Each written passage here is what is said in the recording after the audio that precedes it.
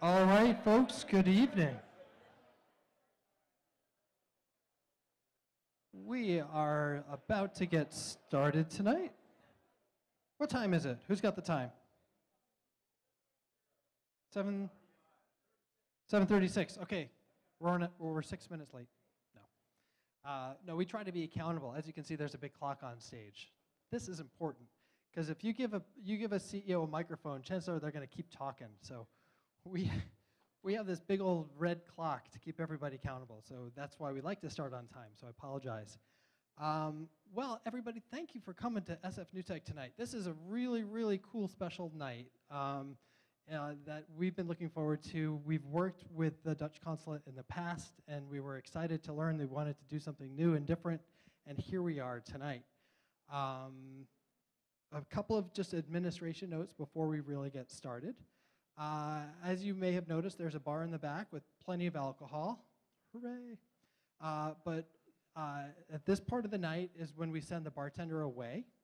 But no fear, if you haven't found it already, there's a side bar in the side room. There's this one. This is closed. Don't worry about that one. But if you sneak in the side room, you can still get a cocktail. I ask if you have the desire to speak with somebody or have a conversation, not to do it in the back there, folks, because actually it does interfere with the room. This is the part of the night where we all sit down and shut up and pay attention. So if you want to have a conversation, that's great. Just take it outside or in the side room. Cool? We all got it? Cool. You guys get fed tonight? Was there a taco truck out there? Yeah? Good. I have to repeat this, just for the newcomers, that taco truck has an A rating from the health department. So there's no fear tonight, people. And don't email me tomorrow. No, it's all good. It's good stuff. Really quick, I don't want to make too much of a hoopla about it, but it's this month that SF NewTech celebrates its 8th anniversary. Yeah, thank you. Thank you so much. It's been a wild ride for the last 8 years, and we're going to kind of whoop it up next month as kind of a celebratory event. I didn't want to have a birthday party on the Dutchess tab. We could have had balloons and everything. No. But yeah, 8 years of doing this, and I'll just tell you the quick story. I was one of the guys that helped start Meetup.com. Have you guys aware of that website? Yeah. So Meetup is a web service, a platform that helps people that use the internet to get off the internet and interact with people that they share similar values and what they call like-minded folks. And I started the tech meetup as an exercise to use the product, but also to meet other geeks in town. And that was 8 years ago, and the first one was just 8 of us drinking beers at a bar right around the corner called the Mars Bar. And we talked about, I remember actually, it was called the attention economy back then. It's like the value of your attention online. That was the big theme. So we drank beers and talked tech and geeked out, and then I figured, let's do it the next month. And the next month, we did it, and 16 people showed up. The first one, it was 8. Second one was 16, so we doubled. That was good. And from there, it just doubled and doubled and doubled. And here we are now with nearly, I would say, about 14,000 people on our various lists that we reach. So we say they're our members. And we've been doing this once a month at a minimum, twice a month for the last couple of years. And it's just such an awesome place to be up in a spot where innovators want to come and show off. Because the innovators are finding value in talking to everybody in the room. People are in the room are coming to learn about new things. They're coming to invest in new companies. Yes, there are investors here. They're coming to write about new companies. They're coming to find new jobs. So it's really a cornerstone of the tech community, or that's how I believe it's evolved to be over 8 years. And you guys are all a part of that, and I want to thank you for that. So thank you. We couldn't do what we do without the people who sponsor SF NewTech. And we have what we call our community sponsors that kind of come with us everywhere we go. And with that, I want to thank our friend Eric Ferraro from Fathom Law, who helps us with our legal stuff. He was one of the first guys drinking beers with us, so he deserves to be with us, and he treats us well. So if you want legal counsel from somebody that understands technology, talk to Eric at Fathom. And I want to thank our friends from Microsoft in the back of the room Rob and Pieter are back there talking about OneDrive and giving away, I think, stolen passports. What are you got in those things? A place to put your passport, so it won't get stolen, I guess. Rob, do you want to come up and say a quick hello, or no, or yeah? Just a quick one. You can drink your beer. That's how we roll around here. That's good. He's Irish. Exactly. Hey, how are you? So I'm Rob from Microsoft. We're actually here representing OneDrive, which is the rebrand of SkyDrive. I'm the Irish guy. The other guy back there, actually his dad's Dutch. So go back and talk to him about his heritage. And we're basically just asking you to give the product a try. Let us know what you think. Tell us what you like, what you don't like. And we're all engineers. We're not sales guys. We're going to take all that stuff back to the product people. If you find bugs, give us that too. We'll actually bring it back to the engineers. We'll file bugs for you. And we're just trying to make a better product. So give it a try and let us know what you think. That's it. Awesome. Thank you, Rob. Thank you, OneDrive. Thank you, Microsoft.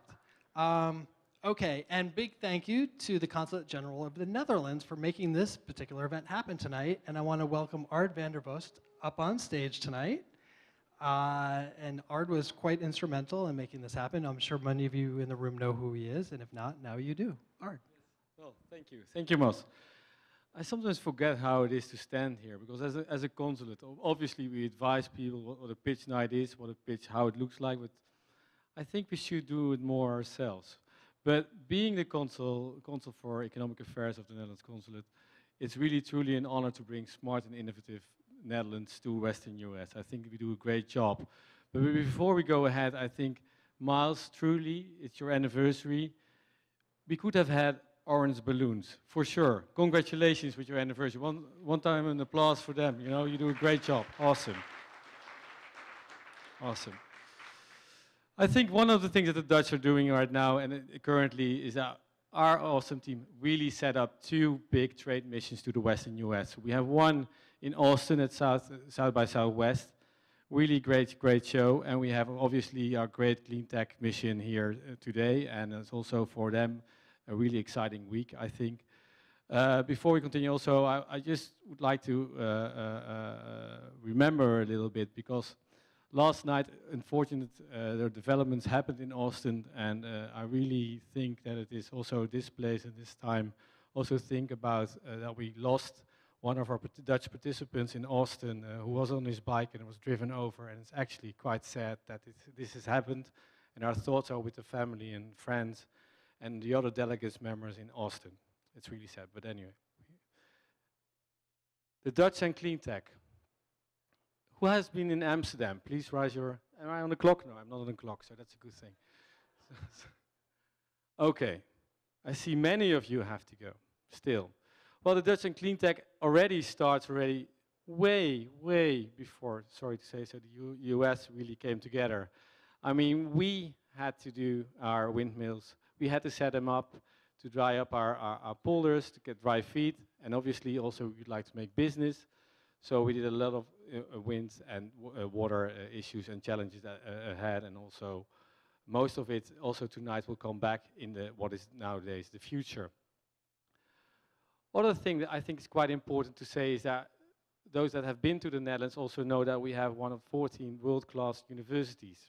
And after Silicon Valley, actually, the University of Eindhoven holds the most patents on the issue. So I think it's really amazing how I don't consider us small, but we are great in business. Great in business because also that made us right now, and for those that knows, and those that know can actually not participate. What do you think where the Dutch are with foreign investments in the US, ranking-wise? Any guess?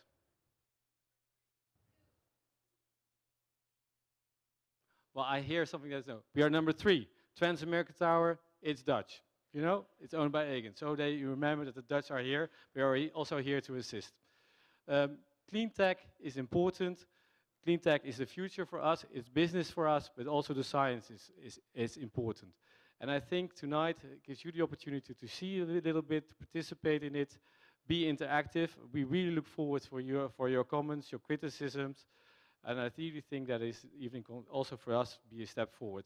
This evening came together with our concert of 20 people, and I really would like to see some hands raised when I point them out, because you actually made it possible by the Office of Science and Technology. Where are you guys? John, Robert, there you are. Great people to meet.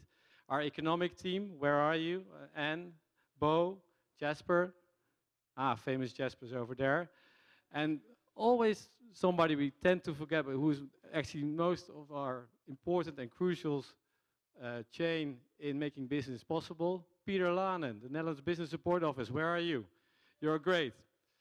Well, thank you guys for making it together. I give the floor to Miles. I'm wishing you a great evening and looking forward to hear more from you. Thanks.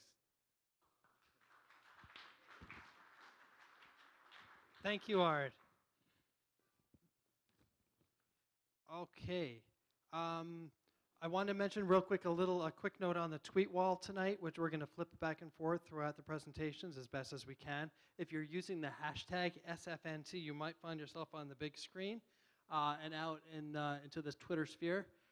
It's a good back channel, so feel free to comment and make pithy commentary on what you see here tonight. Just we ask you keep it clean or semi-clean. It's always fun when there's a chuckle in the audience and the CEO up here has no idea why people are laughing at him. It's because of this. Also, we are streaming the event live tonight, and this is big thanks to Jimmy G at Q Their Media. We have, as you notice, multiple cameras, so this is an HD, and it's a phenomenal production. So if you want to, maybe your first tweet tonight is to tweet that your friends and family can join us. Oh, yeah, look at that. That's trippy. That they can join us tonight by just visiting sfnewtech.com. And then the show will be posted after the fact over at KSVN TV, over at YouTube. And then the individual vignettes for each company will be posted a couple of days later. So we do archive everything, so come on back and check. But this is crazy. That guy's a little slow. I think I wore the wrong shirt tonight, I think. No. Okay. Let me get out of your faces, people. Let's welcome aboard. Where's Pieter Bas from Hansai Brinker? And who here knows about the story of Hansai Brinker if you're not Dutch? You do know the story, people. And maybe I'm stealing your pitch, but he's the kid who sticks his finger in the dike. Right? He's fictional. Oh, he's not real? Okay. Oh. No. Okay, Peter, all yours. We're going to set the clock. Everyone's going to have 5 minutes for a presentation and then 5 minutes for a Q&A. That's your opportunity to engage with the speakers, okay? I'll run around with the microphone. I'll find you. Just raise your hand up. And all speakers, you see this tape here? Don't cross it or else you won't be on TV. Whichever you wish. All right, thank you. How do I, yes, that's how I get it on. Okay, this is the problem we're ultimately trying to solve. That's behind me. My name is Pieter Liesenberg. I'm the CEO of Hansje Brinker. We are in the business of infrastructure monitoring. And the problem that I try to illustrate behind me here is an explosion that happened last night in East Harlem, and that claimed the lives of 8 people and destroyed, obviously, a large apartment building. Our customer are the guys that manage the pipelines, the aging pipelines that transport gas into these buildings. They manage a vast network of rapidly aging brittle pipes going into urban infrastructure, and they know typically approximately where the pipeline is, they know approximately how old it is, and they know approximately what kind of material is going in. What they don't know is what's been going on with their pipeline, and that's where we come in. So this is what we do. We give these guys a view, and the color is not really coming through here, but we deliver them an enormous number of measurements, as you can tell here, on millimeter scale, about how their infrastructure is moving. What I'm showing here is a snapshot, basically, not in East Harlem, because that's not a customer of ours, but in the city of Rotterdam, And this is, as a matter of fact, is above ground pipelines. We can tell of these things how rapidly they're going down into the ground. They're sitting in soft soil and they're going down into the ground under their own weight and whatever external disturbances happen as well. So as you can tell, we take several hundred measurements here over very, tens of meters by tens of meters. We get several hundred measurements. The color of the dot that you see here, the color of the measurement, is representative of the average rate at which it's going down into the ground. Okay? Green is good, as it always is, and red is not. Red means you're going down, you got a pipeline that's sinking rapidly and that's creating a lot of stress at certain points, and we don't know where those points are. And we don't know, and our customers don't know, and they would like to know. That's what we do. Now, getting to these measurements, we use. Well, this is just an illustration of how we measure that. Okay, yeah, actually, the reason why I put in this slide is because not everybody in this audience may be familiar with millimeters, you standard types. But let me give you an example of what a millimeter is. We measure with millimeter accuracy, and that's the thickness of this coin, the penny, how fast these pipes are going into the ground, okay? That's how accurately we measure, and we do this based on, there we go, based on satellite imagery. So we typically acquire images of about 80 by 100 kilometers at one go, and we translate that to these deformation measurements. This is another example. This is the city of Amsterdam in its entirety. People, we're measuring 1 billion, or actually in excess of 1 billion measurements of how that city is moving with millimeter accuracy. So it opens up a whole new realm of possibilities of what you can do with these data. We typically typically sell it to these utilities, but you can do a lot of other things with it as well. I'll give you two examples. The first one, if you're in an earthquake country, you want to know when stuff gets shaken around, is it moving afterwards? So do we see any trend changes? That's the first thing I show here. The red line, the continuous line on the upper hand there, after an event in 2006, it comes down rapidly. The next thing we do is we can take these measurements, these hundreds of measurements, and project them, like I do here, onto gas pipelines that are buried underground. So what we wind up with here is a map, and the color does not really show through, but we've highlight actually in this way areas where there might be high stress gradients on underground pipelines. So with that, we're able to really help these utilities. We've been doing this for customers in Holland, in Amsterdam and Rotterdam, actually throughout the entire country. We're launching in the US. Obviously, the Bay Area had a bit of a problem a couple of years ago with the explosion in San Bruno, so there's a high sense of urgency here as well.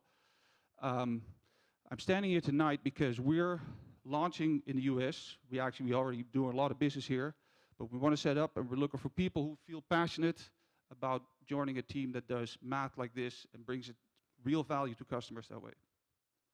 On the nose.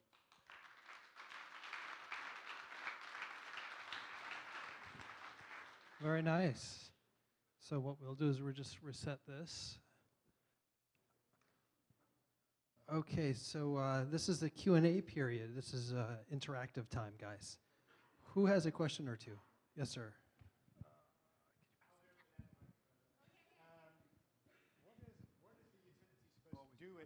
What does the utility do with that data? They have all these measuring points, but are they going to dig up the pipes and renew them if there's too much stress on them? What's the model there? Yeah, they're trying to create safety maps or risk maps, whichever way you want to roll, but they're trying to, well, the image is gone, but they're trying for every asset, for every connecting pipe that goes into either a house or a business, they're trying to assess what's the risk of deformation here. What's the risk that something goes wrong? They pump explosives, essentially, through all this aging network, and they basically want to know where do we need to do maintenance first, and how do we schedule that in a sense that's going to address the high-risk areas first and the lowest areas last. And it's clearly there's a financial incentive there, but as you can see from the first image that I showed you, there's a lot more at stake. So they take this very serious, and they're hungry for data. Hi. I was wondering, are the utility receptive to your technology? Are they interested in that type of technology, or they are notoriously not interested in implementing new stuff? These people are obviously they're in the risk management business, and they're very careful about the type of data that they take in.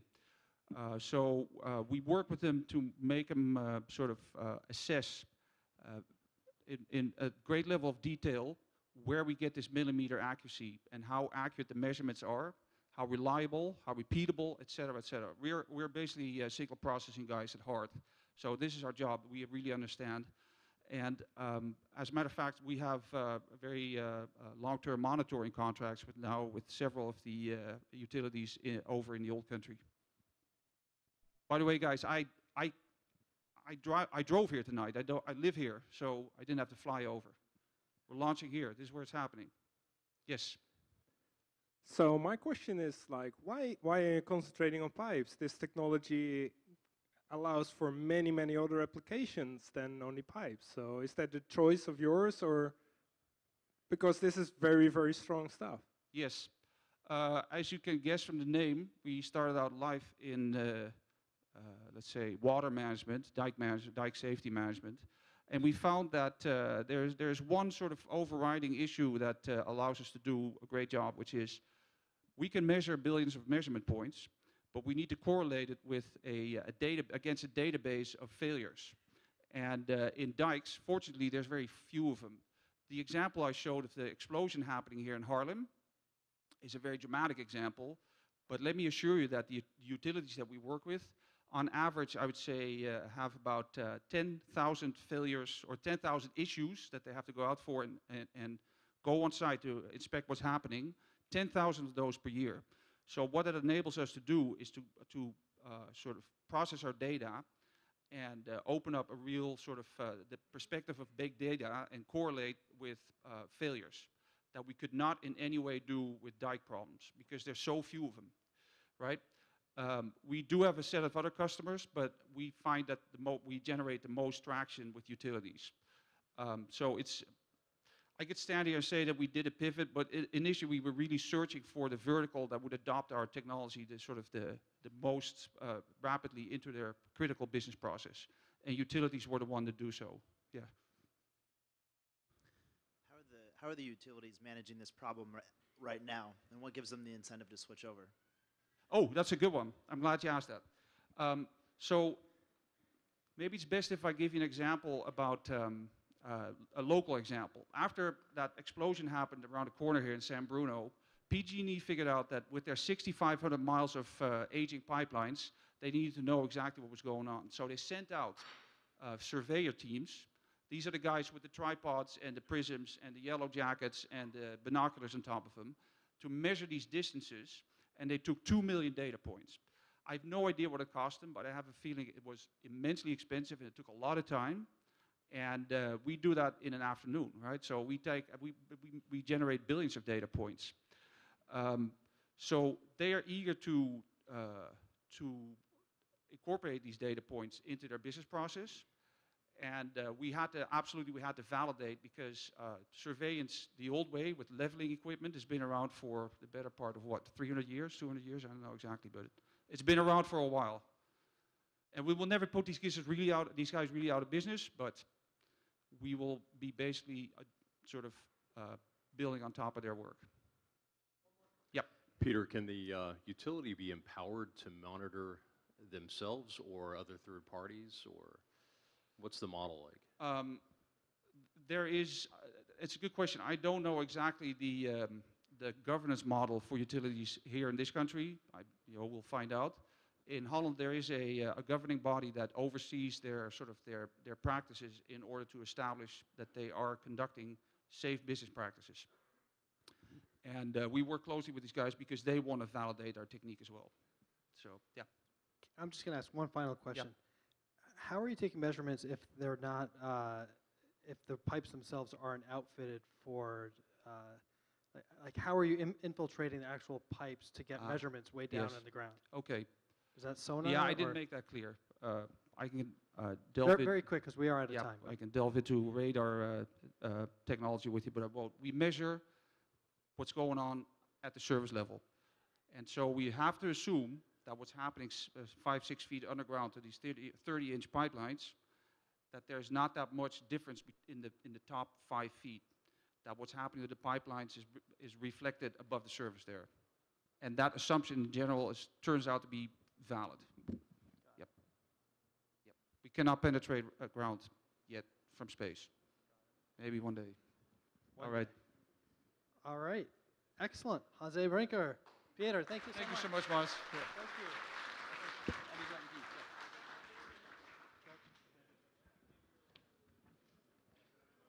Okay, guys. Very nice. Moving on, we have a company that wasn't on the original ticket. We actually have 2 companies joining us tonight that you didn't hear about beforehand, so that's a bonus. This is Solis, and Peter, is it Vermeulen?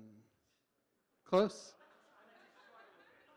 I'm reading a Sharpie pen. Vermeulen. Mr. V, come on up, Mr. V. Sorry about that. I couldn't even read my writing. No, excellent. Would you like this one? Yeah. Is there a clicker for that thing or just a space bar? I'll use the space bar, no problem. Okay. Thank you very much, and thank you for having us here. I've actually got a question of you. Who of you doesn't have a savings account? Who doesn't have a savings account? Oh, so you all have a savings account. That's great. Can I ask you one thing? Can you all get your wallet out? Get your wallet out? Yeah, everyone? Can you get the small change out of that? So that could be coins, it could be dollar bills, $1, $5. Let's put the maximum at $5. Small change, right? Whatever you have in your wallet. Preferably coins. I'll explain later why. Yeah? Basically not too slow because I see the time is ticking. So you've all got small change, everyone? Look whether your neighbor has, yes or no. Everyone has? If your neighbor hasn't got it, then do me a favor and ask them to get it out of their wallet. Can I ask you to do another thing? And that is, can you throw all that money to me, please? Now. Throw it. Just throw it to me. Yeah? Not too, not too hard. I should have realized I'm in a country where they play baseball. So in Holland, they throw a little bit less hard. Anyway, what I'll do,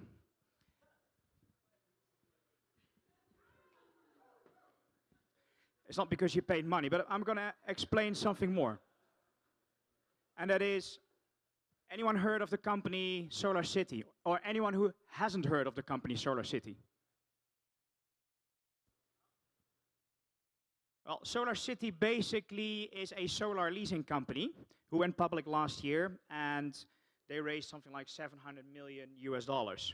So basically, they created a lot of profit, but more important, they also created a big impact. And that's what I want to share with you today. So I'm the founder of Solis, and before this I worked more than 10 years for the largest, wait, I'll do this 1 second. I worked for more than 10 years for the largest global car leasing company and expanded their sales in over 10 countries. On the left, you'll see my co-founder. He worked for more than 10 years in solar finance and private equity, amongst others with Merrill Lynch, CVC Capital, and Alp Invest. And the very charming lady in the middle, she has more than 10 years project experience in IT, and she did that for Logica CMG. So, what is the context? The context is that in the US, more than 360,000 home solar systems, that's solar panels, have been installed on residential homes. And out of that, 150,000 were actually leased. So the opportunity I'm actually presenting to you is that in Europe, there's still a big addressable market of 375 billion purchase systems and 45 billion annual recurring lease income. Now, do you notice any difference between the previous and this slide? Anyone? Anyone? What's the difference? Speak up. Shout it. There's just one company here. Hey, that's strange. Oh, that's us. Cool. Yeah, well, surprisingly, we're the only solar leasing company in the Netherlands for sure, and we haven't seen any company of any significant size in the rest of Europe. Otherwise, we would have noticed, because we keep track of that, as you might understand. So what is it that we offer? Basically, we offer a homeowner a saving of 10% on his utility bill. Did we have customer proof of that? Well, actually we have, because to keep our acquisition cost as low as possible, we rolled out this residential solar model through big employers who roll out our program to their employees. And we've already signed up these 7 employers. With that, we reached 17,000 homeowners, and they already asked 500 quotes with us. And we actually, at the end of last year, did our first solar installations. Big thing, because after 3 years, finally money is coming in again. So why Solis? Well, we think that this whole solar industry, it's not a maybe technical thing from a solar technical point of view, but it is a software game.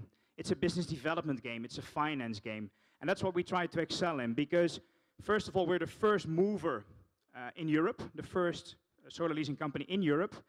Secondly, we have a great management team with a great background and network to actually make it work.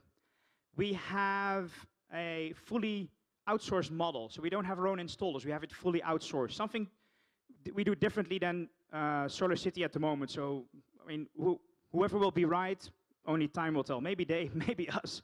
And the last thing is, we spend a lot of time and effort in building a fully automated front and back office. Like we said, the solar industry is a software game, not a solar technology game. So what offer we actually present to you is we want to have 25 million to do 100,000 systems, 60,000 purchased, 40,000 leased, and with that an investment value of 500 million US dollar. And I've got one last question to you, and that is, who would not like to crowdfund us? Who would not like to crowdfund us? Ah, thank you. So that means that all the small change I can pick up and see if we can build the next stage of our company with it. Thank you very much. Thank you, Mr. V. Okay, I'll take your change. Who's got a hat I can use? Question? Why is he here? To raise money? Yeah? Hey, sorry. So you're in Europe? So why are you here? Why am I here? Well, someone told me that if you want to predict the future, I mean, who doesn't want to predict the future? There's actually a very simple way of doing that. That is looking back into history. So I think the biggest advantage we have is that there's 6, 7 big companies and maybe another 50 who've already been doing solar leasing for, well, since 2006.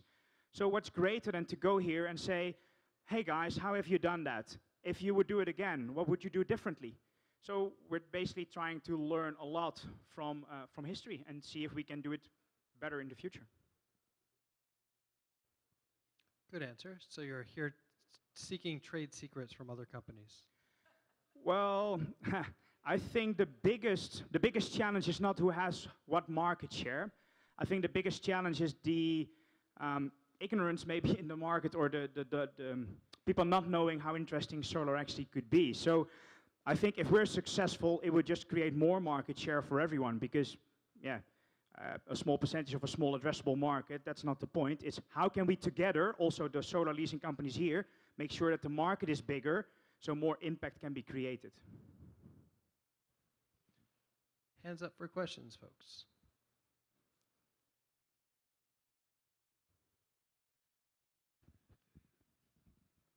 One question for you. What is the impact of the reimbursement policies from the states, different states in Europe?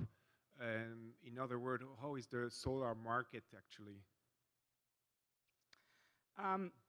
I think what you're probably referring to is the tax credit, right? So in the US, you've got a tax credit, which is great, because that really has spurred the sustainable change here in the US. We don't have the tax credit in the Netherlands. However, the private homeowner pays $32 per kilowatt hour.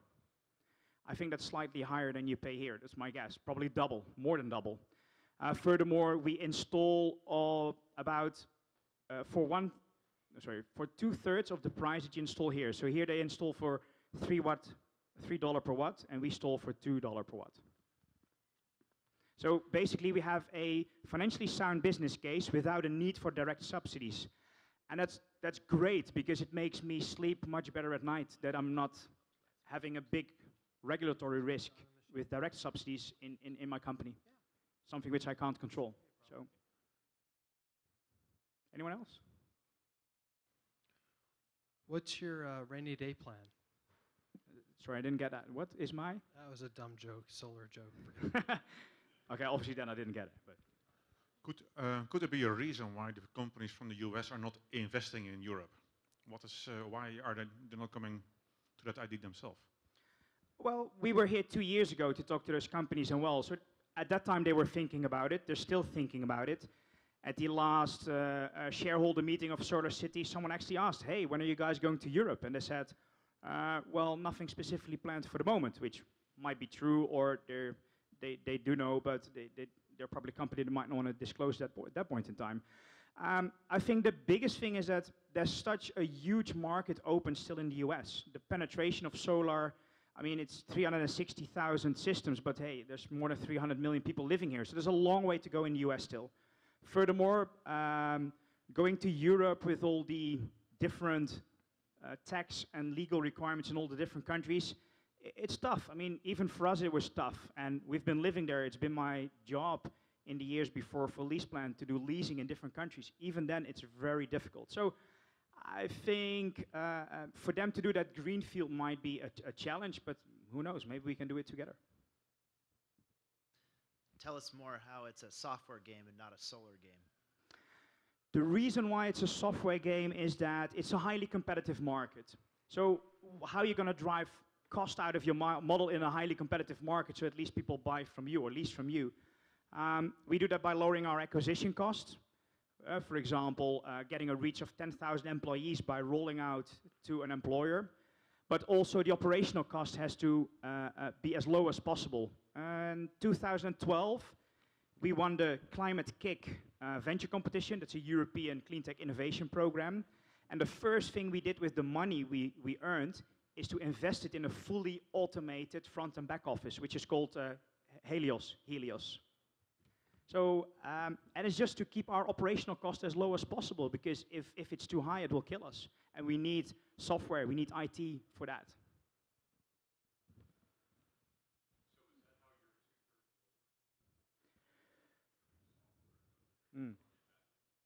So the question was, for people who might, good question by the way, who hasn't heard it, why is the installed price in Europe lower than in the US? So $2 per watt in Europe versus $3 per watt in the US.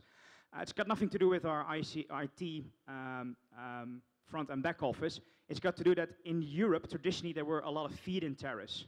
And the joke was always made that the higher the feed-in tariff, the bigger the margins of the installers. So the more subsidy you have in your market, basically the higher the price.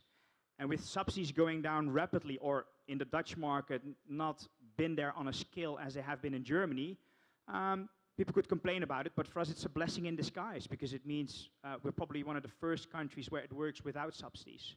So the difference in subsidy regimes has made sure that there's much more price pressure in the Dutch market. That's why it's cheaper. Any other questions?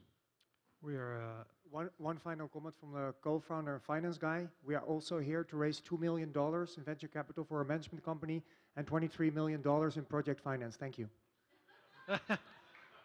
Roderick with the big guns there. Roderick. Now we get it.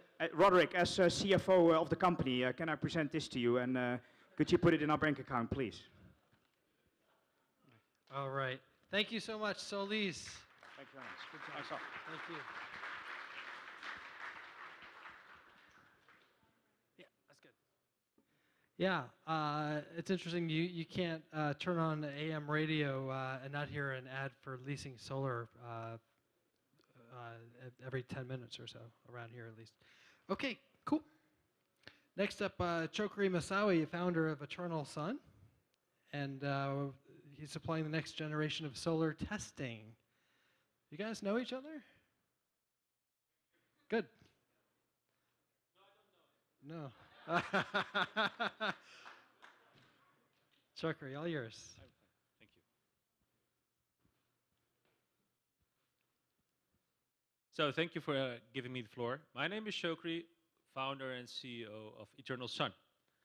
Let me give you a brief story about how we started. In 2011, my partner and I, Steven, were researchers at Delft University of Technology, and we were developing a new type of solar panel that was accurate, cost-effective in production, and reliable. However, we couldn't find any accurate testing system that was able to measure the quality and the reliability of that panel. As such, we developed a system on our own. So what you see here are 3 systems that we developed, built, and sold.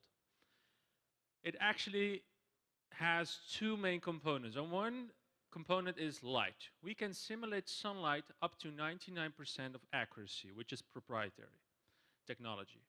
On the other hand, we have software that can read out the parameters of the impact of the sun on the specific sample. So, since we were actually researchers, we sold primarily to research institutions all over the world that were in need of an accurate testing system that was able to simulate sunlight continuously non-stop for 10,000 hours in order to conduct, for example, degradation studies. But what happened after that? In 2012, 2013, we received requests from other industries with the ask, can you guys simulate sunlight in standard test conditions? And the answer was yes. The question was, can you simulate also, for example, to sun? So raise the intensity. And the answer was yes. Can you simulate it continuously for 10,000 hours? The answer was yes. So we received requests, for example, from automotive industry, testing dashboards, airbags, steering wheels. We received requests from the chemical industry, testing paint, coatings, plastics, glue, all kinds of polymers, fabric. We received requests from the bioenergy industry. They want to conduct artificial photosynthesis for the purpose of creating new types of algae for biofuels, for example, and so on. So as such, we defined 3 customer groups. In the first group, you have the R&D institutions that are active in solar. The second is the manufacturing side. They want to conduct specs testing in line at the end of the production. And the third group is, as I mentioned before, everything that has to do with automotive, chemical, electronic devices, and so on. As such, the smallest industry that we found is the R&D institutions, obviously. But the biggest is the industrial customer group. And there is much more.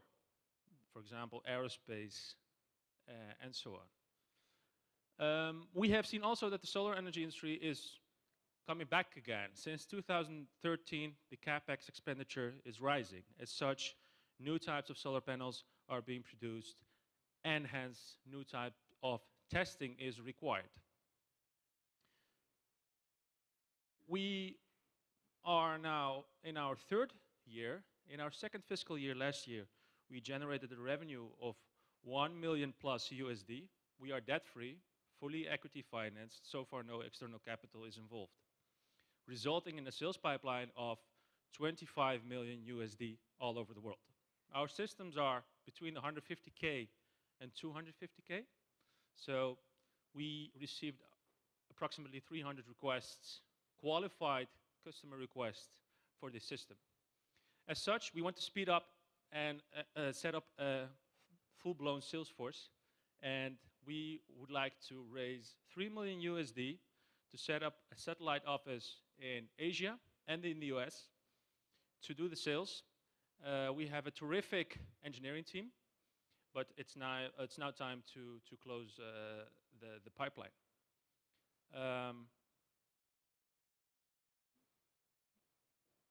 That was my presentation, actually. Thank you.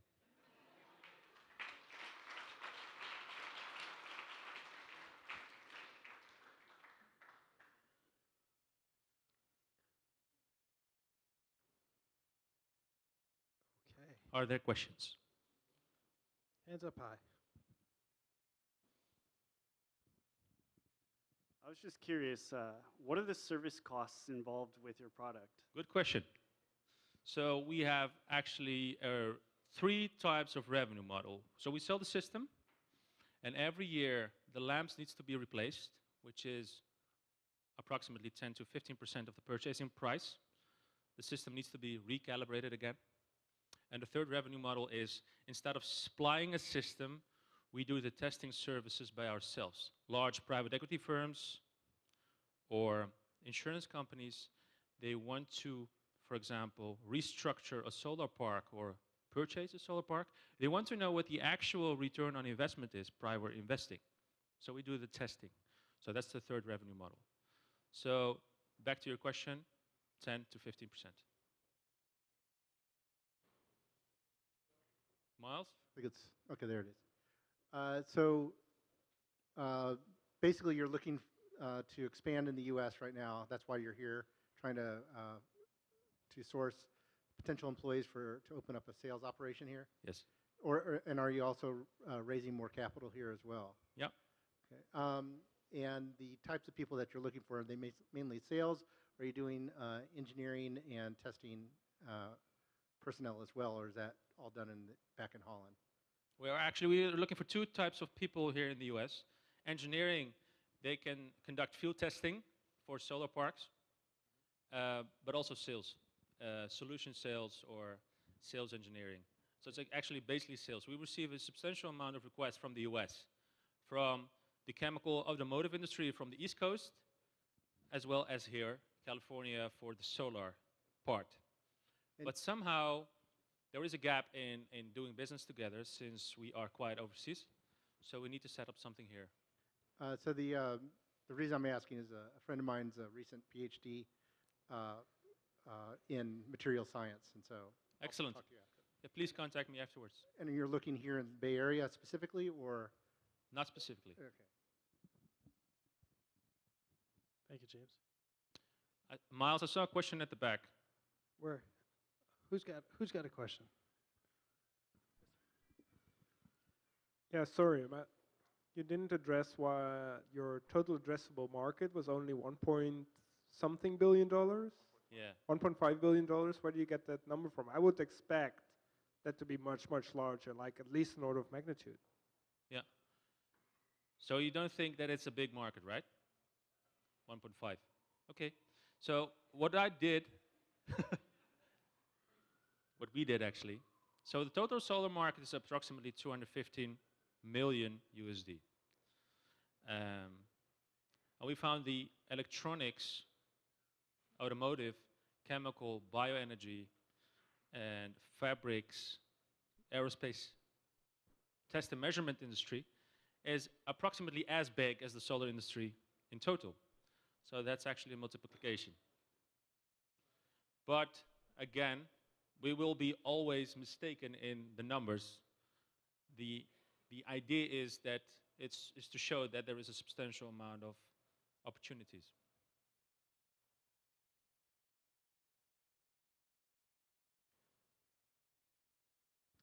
Who's your primary customer?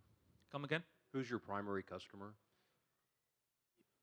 You mean in the customer groups? Yeah.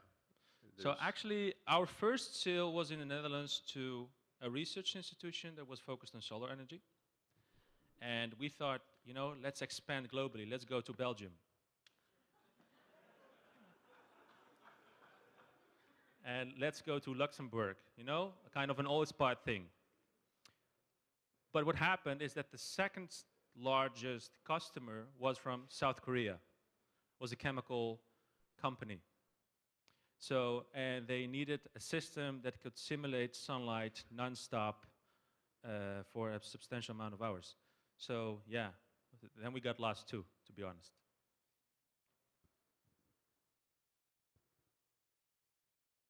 $20 seconds left on the clock. Anybody else with a question?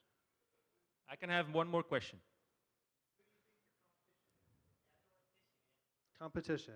Competition, very good. So what happens in the test and measurement side of these kind of industries, it's a sleepy, lousy industry. The largest competition actually is not a company on itself. It's actually the companies itself who are developing those things, and because of a lack of an accurate system, they do something by themselves. That's what we figured out in many industries. So that's actually the primary competition. So if we can supply a system that is gaining value for the customer and that they don't want to have spent time and people on developing a side product, which is actually the case in our situation. That's how we started. I think that's the main competitor to tackle. Okay, thank you. Very nice.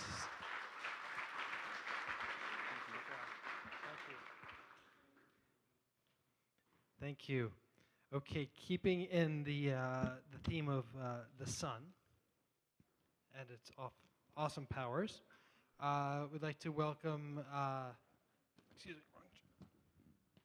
Jan van Diessen. He's the CEO of SRB. Jan? Hi, how are you? Nice to meet you. Nice to meet you as well. Good day. Well, actually, I'm not the CEO, but okay. Yes. Are we starting? I'll wait. No, it's not working. It's perfectly because I have more sheets.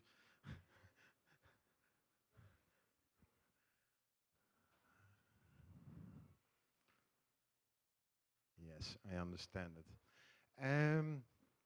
To give an idea, does everybody know what CERN is? Nuclear Institutes for Research. You know them all, because what they invented, you are using all. It's the World Wide Web. But that's one thing. We have some patents from this institute, and what we're using from them is ultra-high vacuum, getter pump, surface, selected codes, sealed metal glass, all very interesting. But why? I missed one picture, but we see it later, I think. Something happened on the way. This is, there up front on the right, we have a collector, and that's ours. We have an ultra-high vacuum collector, and we use it for solar thermal. Ultra-high vacuum means that we have a pressure of 10,000 kilos per square meter. We use that vacuum to maintain the temperature. Nobody else in this world has a collector this big with so much pressure on it. And it's very accurate. It's very good to have this because now you can have diffuse light and direct light and use them both to make heat. Ah, here it is. Wrong place. This is the flat collector. Why do we use a flat collector? Because when it's flat, you can catch more sun. So it's very easy. The concentration factor is 2.68, and the stagnation temperature, well, it wasn't Celsius, but now it's 750 degrees Fahrenheit. That's our stagnation temperature, without tracking and without mirrors if necessary. This is our market. There you see the temperatures upstairs. You see a normal collector can go to 137 or 140 and then you have the tracking part, which goes from 390 to 750. Between there is a very interesting market. Half of all the energy in Europe is heat. Half.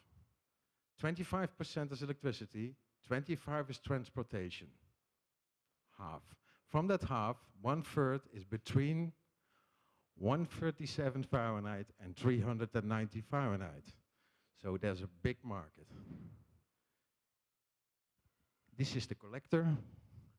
Again, how it is built, 4 absorbers. I do it a little bit with a little bit speed because I want to show you something. We have a getter pump into it. That's for the technicians, but that's how we maintain our vacuum. That is one of the secrets. We do the glass and the metal together. And this is how it looks. Then we get the piping. Radiation comes in. Oh, that was too fast. Because the last one,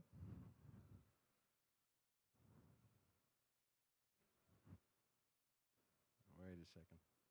Can you help me out?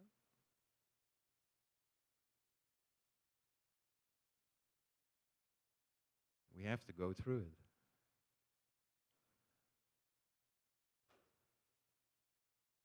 The last one is the interesting part, because there you can see that the vacuum is really working, because I can tell you anything I want, but to prove it is something else. And as I said before, there is nothing as good as vacuum to maintain the temperature inside. This is it. This is not 80 degrees Fahrenheit, this is 80 degrees Celsius. Through the snow, indirect sunlight is coming in. That's diffuse light. Diffuse light is coming in and it's still 80 degrees Celsius inside this collector. So you can imagine if 1/3, or let's say 50% of all energy is heat in Europe, this is a great invention. And what we are searching for are strategic partners. So not hit and run investors, or I don't know how you call it, but that's how we call it. But we need strategic investors who want to go with us for, let's say, 5, 6 years to make this collector cheaper every day. We can produce and we have the technology.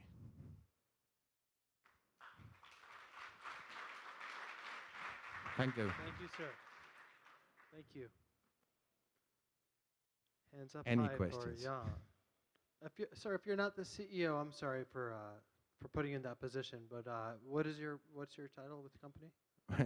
I am, well, to be honest, I'm the director in the Netherlands and we are doing the development. So we are doing, making sure that there are applications for it. And that's our job, but also to represent SRB International. Got it. Heads up high.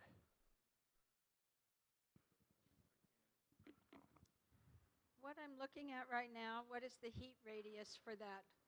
In other words, what it's collecting, and I'm looking at 80.5 or whatever it is. Where is that radiating? Sorry, where was the? In other words, if this were to be used in combination with the solar panels that you showed, would that, is this heating an entire home? Is this heating an entire office building, or what is this heating? It's depending on how large your home is. But let's put it this way. With 1000 watt iteration, and you have it 5 square meters with the 2 mirrors, we produce 2070 watts, 180 degrees, 600 liters an hour. So that's a large amount. But this is only stagnation temperature, so nothing goes through it.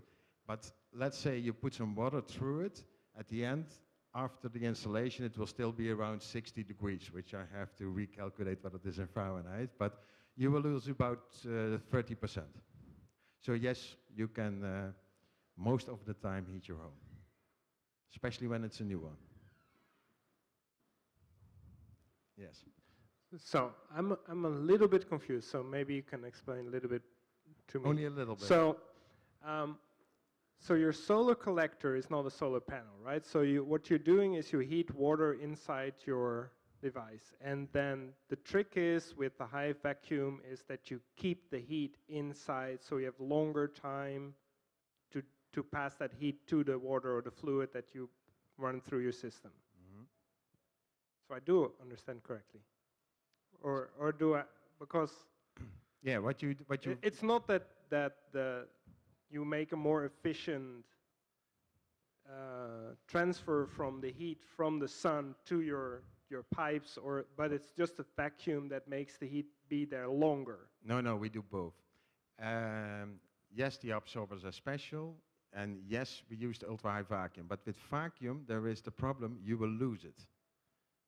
And the trick is to maintain it there for 20 years. And that's what we have. And we use that for the same technology as they use at CERN. So if you see that 28 kilometers around the circle, they use ultra-high vacuum for the monocules. That's the same technology. The only thing is, here it's in a collector. Any other question? Yeah. I mean, I was wondering, you say it's difficult to heat your home with how many panels? Is that one panel, two panels? How many? I mean, what scale, I guess? Yeah, the problem is not the heating. Our problem is most of the time where we should put the heat. In the summer, you can imagine, this goes to a few hundred degrees Fahrenheit easily. So then you also have to do some cooling, or you have to do something with the heat.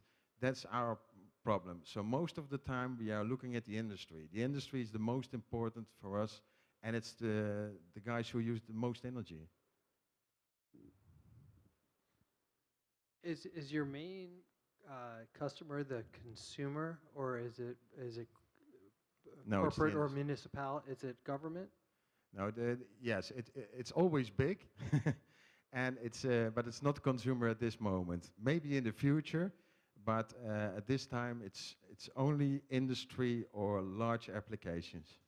And right now, who are your biggest clients or customers that are using the service? The Yeah, device? at this time, well, the biggest clients is in Spain. It's for heating and for cooling, because with absorption and adsorption, you can also do cooling. So therefore, we use the heat then. And we've got 3 seconds left. Anybody with a quick one? Yeah.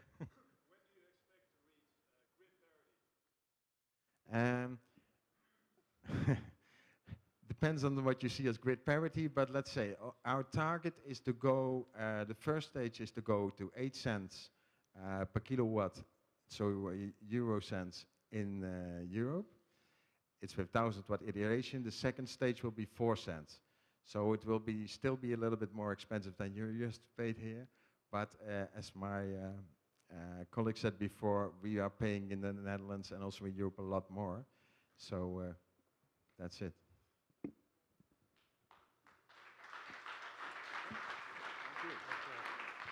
Thank you. Okay, Pieter de Neef, CEO of eTraction, where are you?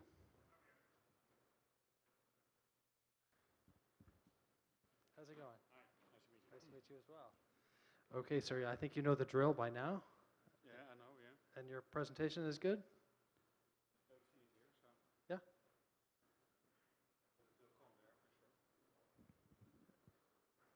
Is this here? No, no.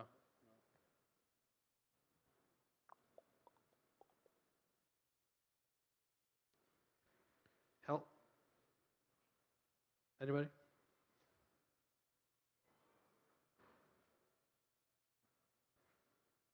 Were all the presentations on the PowerPoint, or should I find it on the desktop?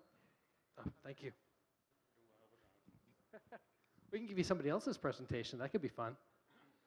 Yeah, then you have to be really innovative. Yeah, that's what it's about, innovative. Okay, thank you very much.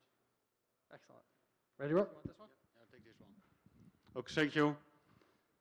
My name is Pieter de Neef. I'm the CEO of eTraction. And what you see here is quite known. I spent 2 weeks in China, and I know the air quality there.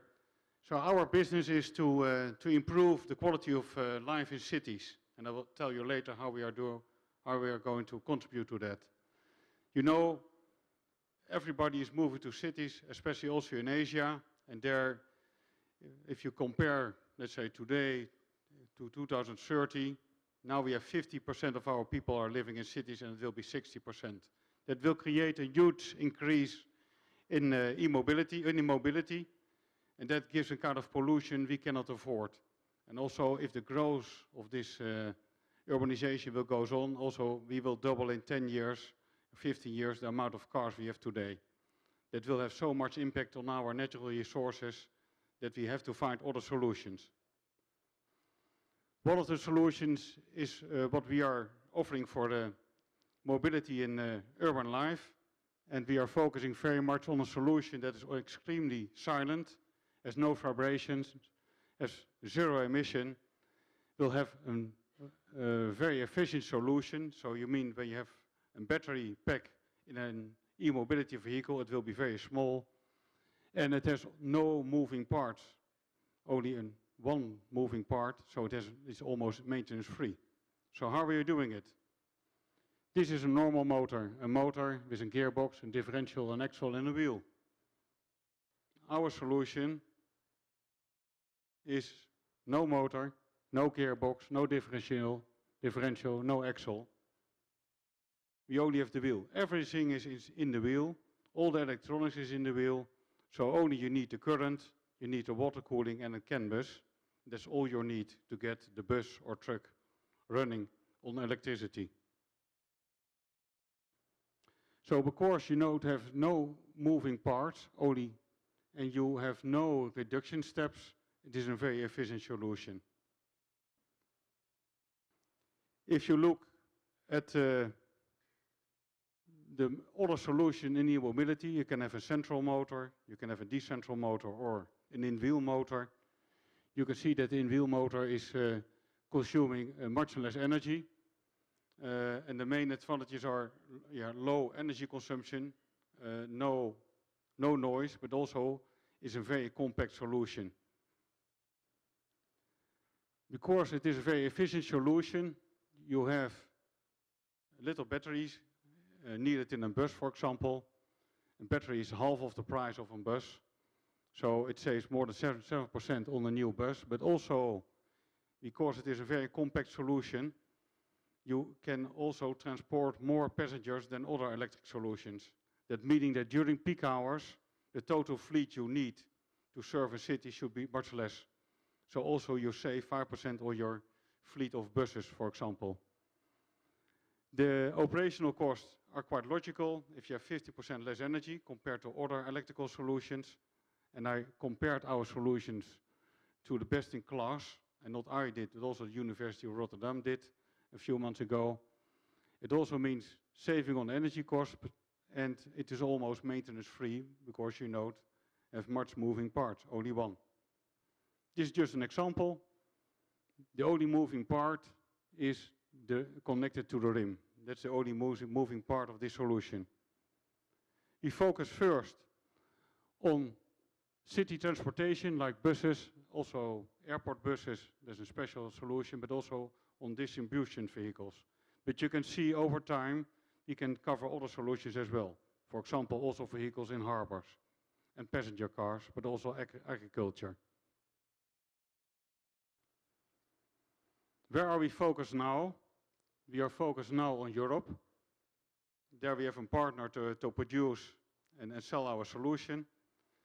We are now looking for a production location, a sales organization for heavy duty and passenger cars later on, also in China. But the main focus is heavy duty on the short term. And where are we here? We're also in the US to look at possibilities to enter the market in city transportation, especially buses, city trucks, but also maybe on harbor solutions. So we are looking for a partner to set this up together with us, and also maybe later on also extend some of our R&D resources towards this region. That's even within the time.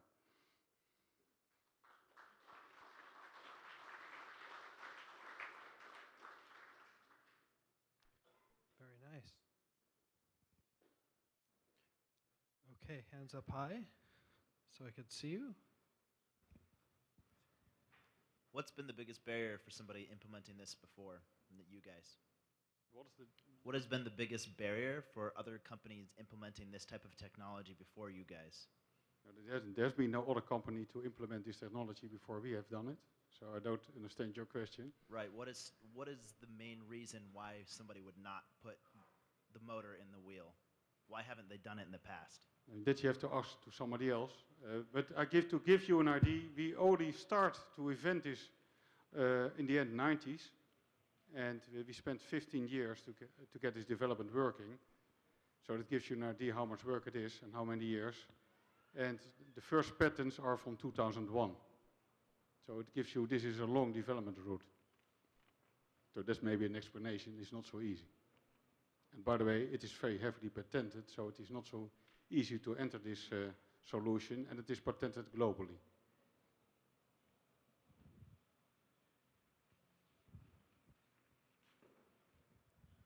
So, two questions. So, what is the difference from what Tesla is doing with, like, individual drivetrains for wheels and all that kind of stuff? And the second question is your target audience now manufacturers who produce buses and all that kind of stuff, or are you going to build your own bus?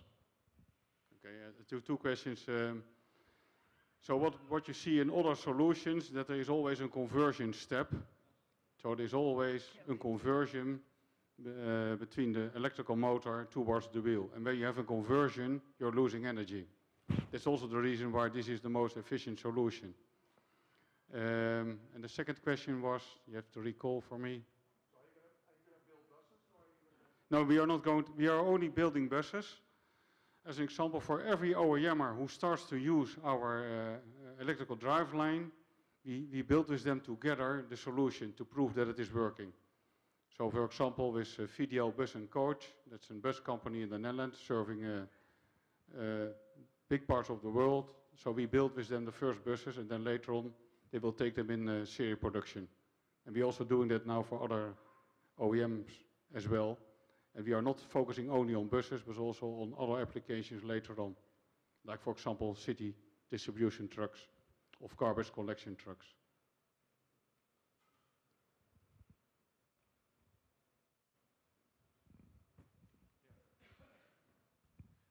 Can you shed some more light on why it is apparently so difficult to build a motor in the wheel? It looks kind of simple, but it isn't apparently. So. You have to address a lot of issues. So it has to be very compact. It has to be you have to cover very well vibrations. So you have to be sure that it is also has a long lifetime. And it needs to have some very high reliability. Also the weight you should get under control. Those are a few things that are very important. And also, of course, the cost price are important as well.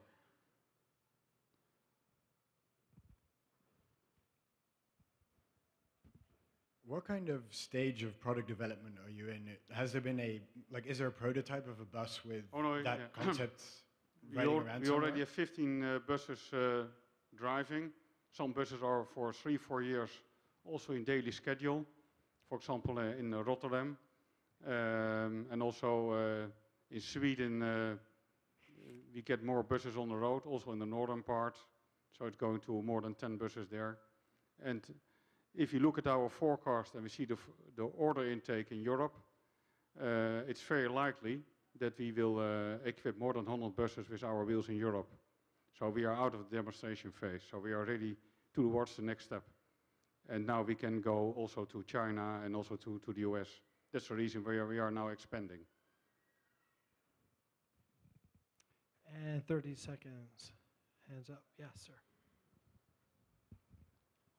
What kind of range would a wheel get for a bus on the road, like all day long? It depends on the battery pack for sure. But there are now solutions to have a bus, for example, driving it the whole day for 200 kilometers. It can be a large battery pack, that's one solution. It can be a fuel cell bus, that's another solution. It can be opportunity fast charging. So you charge in 5-6 minutes, and then you can do a route again. So that are all different kind of possibilities, and they are available. All right, looks like we're out of time. Yeah. eTraction, everybody, nice work. Okay, thank you. Good job.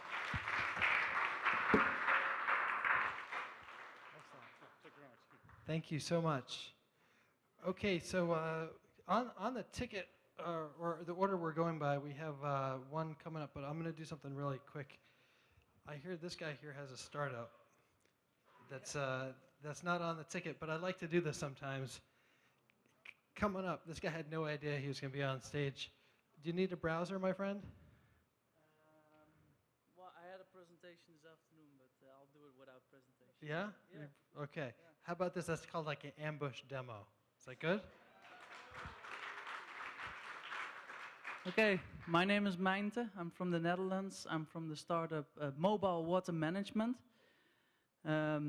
We are in the Climate Kick program, a prestigious program like ARPA-E from Europe, and we're a spin-off of Delft University. California's Central Valley is the largest and most productive agricultural area in the world, and it's contributing $44 billion to the GDP, and it's all this production is very dependent on a limited resource, water. Did you know that on average 20% of water is lost in irrigation canals here in California? And that's due to oversupply and human mismanagement. And this is the equal amount of all urban areas and the water use of all urban areas here in California. Now, if you don't know where and when you lose this water, you cannot solve this problem. And the key to the solution is measuring. Now, we host a cloud platform to which water districts can connect their smartphones or mobile devices, and they can register the water deliveries to farmers by simply taking a photo with their smartphone. The photo is geotagged and time-tagged, and it arrives on our cloud platform, and with proprietary image processing software, the information is extracted from the photo, and within seconds it's communicated back to the user in the field. And it says, for example, you deliver so much water, so much CFS to farmer A or farmer X or farmer Z.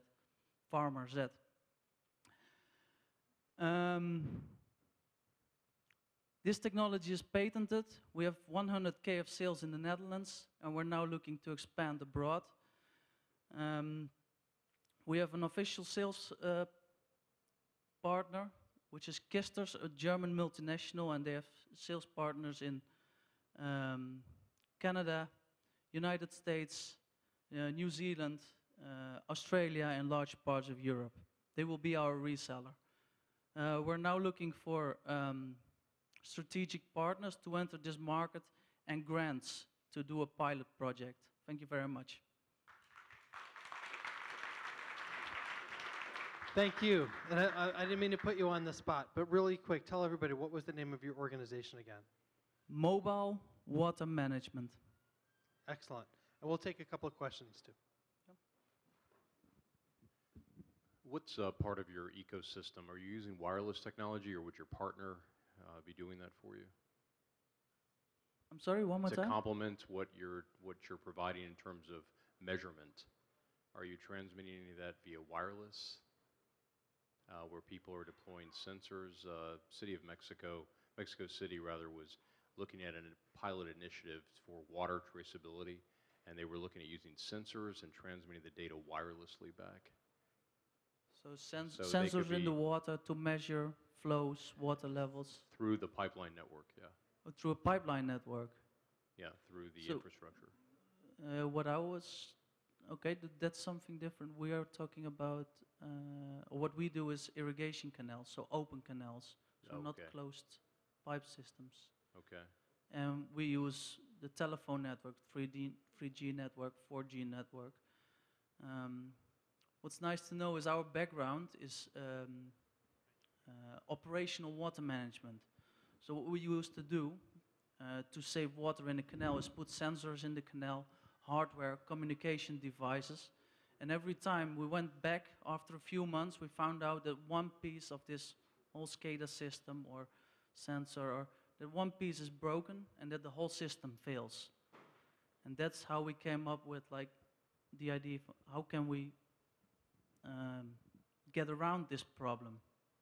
And then we thought, okay, the telephone network, that's something that always works, whether it's in Africa or in Europe or in California. The telephone network, the telephone providers will make sure that it works. We just make use of that.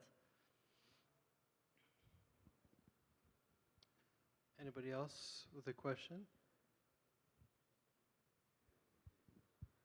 I didn't quite get, how do you avoid loss of water? You do measurement, now what? Can you ask that again? So you said 20% of the water is lost, and you do measurement. How do you prevent the loss of water? Okay, good question. In reality, it's very poorly registered how much water is actually given to all the farmers. On paper, 100% irrigation districts know how much water should be given. In reality, it's very poorly registered, and because they don't know it exactly, they tend to give oversupply of 20–30%. They put more water in the canal than is actually needed to just make sure that a farmer won't complain, call like, I'm getting not enough water. And the farmer at the end of a canal needs to get his water. If there's no water at the end of the canal, there's a problem, and he will call. So there's an oversupply. If you measure exactly how much water is given to each farmer, you can more accurately put the exact amount of water at the beginning of the canal and reduce the amount that's wasted at the end of the canal that's just flowing in a river or somewhere else. What about water that's displaced by salmon swimming upstream? That's actually an issue around here. There are certain wildlife protection protections put on water use for farmers in California, largely based on the natural habitat of aquatic life. So is there any correlation with regard to water displacement based on the aquatic life inside of it, or am I just talking nonsense? Never mind. Do you mean this water is flowing into the sea, that you lose the water? Because I know also a lot of recharge happening. Well, the water that comes up, let's say the water doesn't come from the sea. The water in the delta has a hard time getting to where it needs to go, especially if there's an endangered species within it. So the water management comes in and says, you can't have this water now because the fish needs it. Like environmental flow, that's what it's called. Yeah. Yeah. So you need to make sure a minimum flow is flowing through the rivers. Right. So I don't even remember what my question was, but me neither. Anyway, but it's important stuff, and it's good. So thank you for paying attention to it. That's good. Thank you. Thank you. You guys just tell me to shut up anytime, that's all. Okay, where's Daan? Come on up. Daan from Peerby. Daan. Daan, yeah. Daan. It's Dan. It's the Dutch version of Dan, but it's got 2 A's. Dan with 2 A's, Daan. I like it. So he flew over from the Netherlands just for this. Yeah. So he got off a plane, he's going to do this, and then he's going home. He's crazy. But we like it. We'll take it. We're all crazy. Anyway, Daan is the CEO and founder of Peerby. And Peerby is a little bit different from all the others with regard to it's not necessarily a clean tech play, but it's clean in the sense that it's renewing some of the things that you have that other people can use. And I'll let you take it from there. Yeah?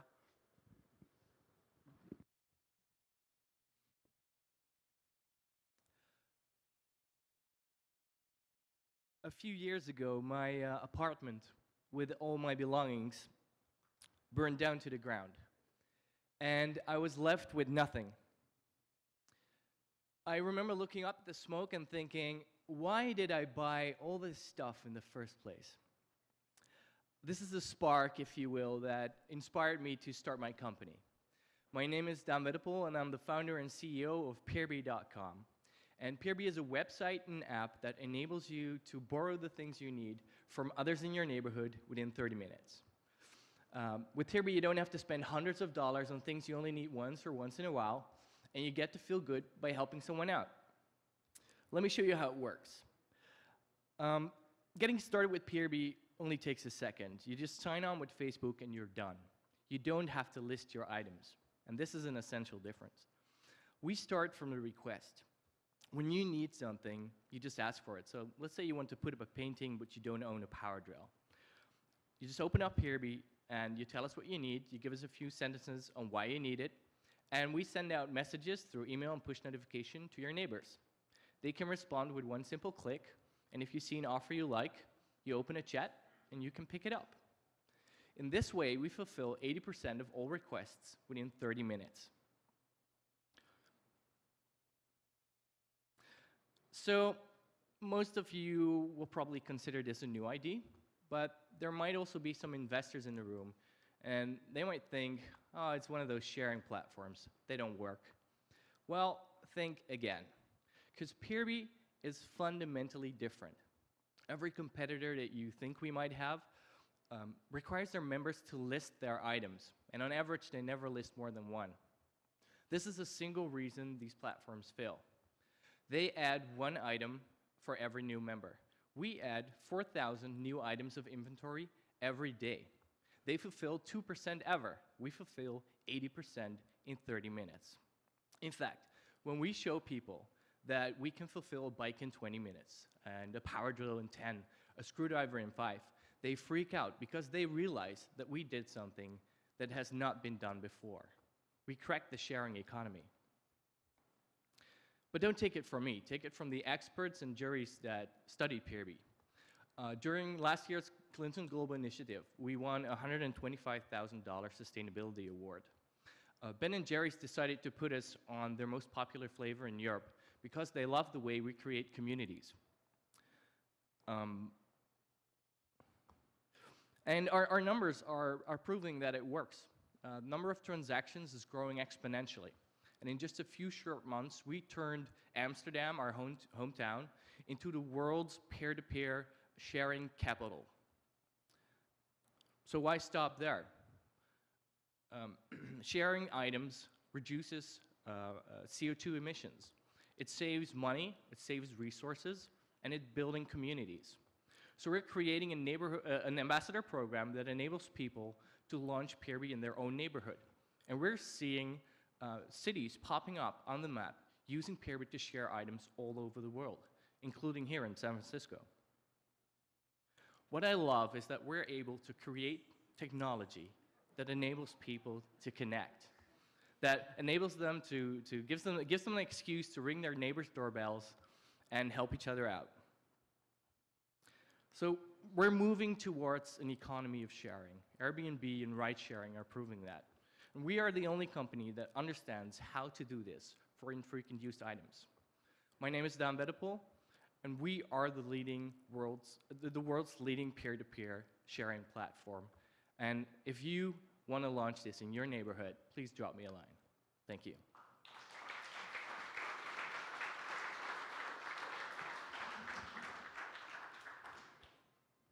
With time to spare, too. Good. So we've seen a number of different sharing type of apps and services on this stage in the past. And many were like a couple of years ago, and I couldn't remember who they are, and I don't even think they're around anymore. So I think the penetration is really important, right? And it seems from your numbers that you guys are actually, you're doing really well. But to be honest, I hadn't heard of you guys before I was introduced to you through this night. That's a challenge of yours, and I understand you're in the US for 24 hours, so how are you going to solve it?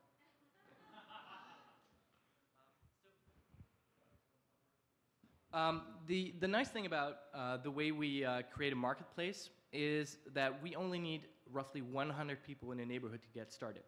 So it's really it's really easy to kickstart a neighborhood. We can do it with really low cost promotion like flyers and just organizing a meetup. And the way to scale this is that we're recruiting ambassadors, so people that care about the sharing economy and that put a little effort into getting their neighborhood on board. We just launched Paris and Belgium, and the results are amazing. It really takes very little effort to get it going. I'm next. Okay. 2 questions. I'm right here. One, how do you geolocate me if I don't have my address on my Facebook account? And 2, have you guys partnered with Nextdoor.com? in the U.S. Because it seems to me, I'm a member of anecdote.com, that they would be an obvious partner to gather those 100 people to launch in more neighborhoods in the U.S. You can enter your zip code if your address is not in your Facebook account. And yeah, if anybody can introduce me to Nextdoor, I'd love that. What is your business model? Thanks for asking that. I didn't include the slide, so I would have some more time to spend on that question. So in the short run, it's quite easy. We offer a microinsurance, and both the borrower and the lender can opt into it, but it's always paid for by the borrower. In the long term, we want to become a distribution platform for infrequent use, shareable, circular items. So we'll become like the app store of things. You take out your phone, you tell us what you need, and it will come to you. I'm sorry, you said insurance was that was your first stab at revenue? Now, isn't that different by country, by city, by state? The partner that we have right now will cover multiple countries in Europe. Actually, we're still looking for a US partner, and I have to look into whether we can actually apply that business model to the US market. I love the idea. I just downloaded your app, and if everybody in this audience would do the same, I can start borrowing stuff from you guys. Thanks. Please do. Thanks. So just another question with regard to the fulfillment of the borrowing. Is it up to the borrower to go drive to the lendee's house to pick it up, or does the lendee deliver it? It's up to what these two, agreement between the two. So, yeah. I just installed your app, and I'd like to borrow your jacket until the next time you come back to the United States. I'll bring an extra. Yeah.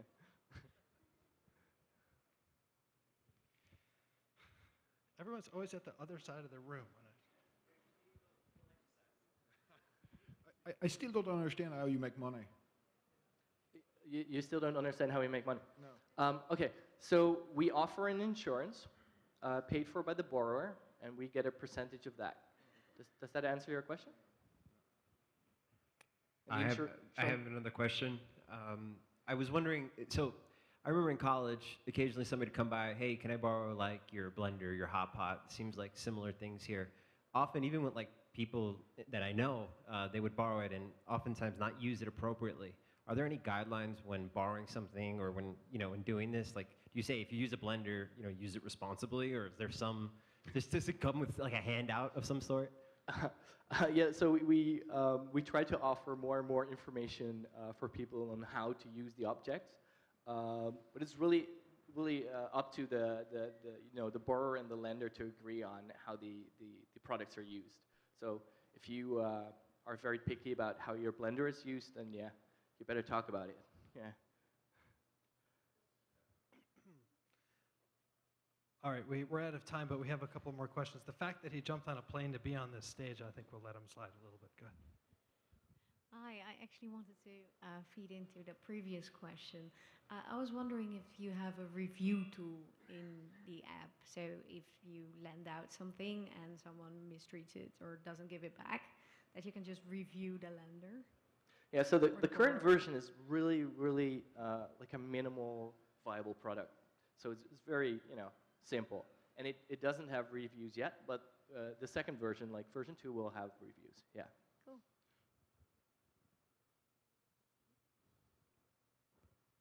Quick question. Who are your current investors? Our current investors are Sanoma Ventures. It's a European media company with the biggest reach in Europe. Techstars, the accelerator program. And Rockstart, which is an Amsterdam accelerator. It's called Double Whammy, and it's let me think. It's a chocolate sauce core with chocolate chip cookie ice cream and chocolate chip cookie chunks. There you go. Wait, can you fill everybody in on that kind of inside thing? Sorry? The ice cream flavor for what? For what? Oh, so we won the Ben & Jerry's Join Our Core Award, and they're going to put our logo and our URL on the most popular flavor of Ben & Jerry's. So you can lend out your ice cream. Yeah. Why Cool. not? The future is here. Awesome. Nice work. Thank you.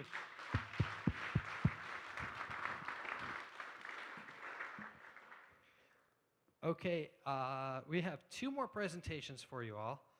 The next one is another one that wasn't on the official ticket, so here's a bonus for you all. It's called Quintech. Darren Olson is going to be presenting.